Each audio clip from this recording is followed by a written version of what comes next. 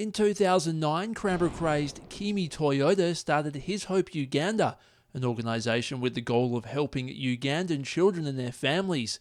And almost 6 years in, she admits it's sometimes hard to fathom just how much has been achieved. Every time I actually stop and think about it, it's kind of like mind-boggling and hard to believe. We've done a lot more building projects. We've really been focusing the last 2 years as well on medical, so helping children and families who suffer from chronic illnesses. While Toyota now calls the African nation home, she usually returns to Canada for a visit once a year.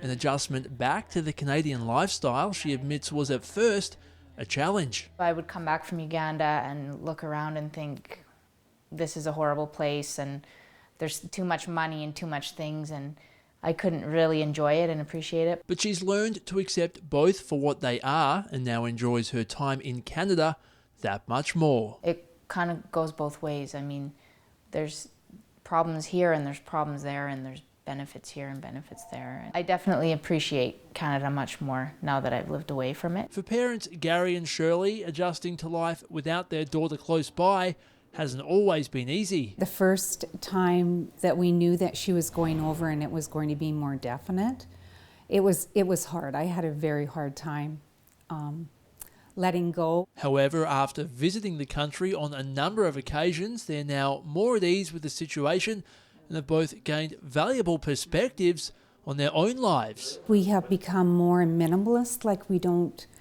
we just do the basics, and then if you're able to give and able to help other people, then that gives you lots of joy. While Kimi isn't planning on moving back to Canada anytime soon, she does admit living so far from family has been hard. When the family's going through things here that are hard, like my dad's been really sick the last few years, so at one point he was quite sick and we weren't sure what was going to happen.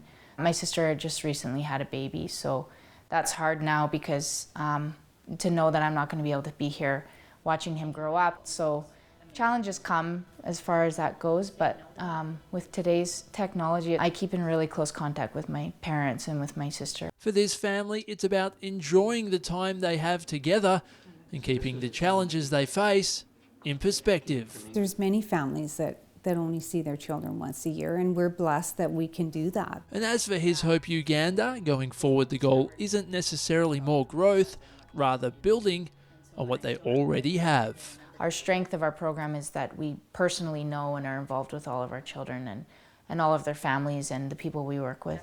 So we just want to make sure that we're doing the best we can with that. For Go Kootenays, I'm James Farnan.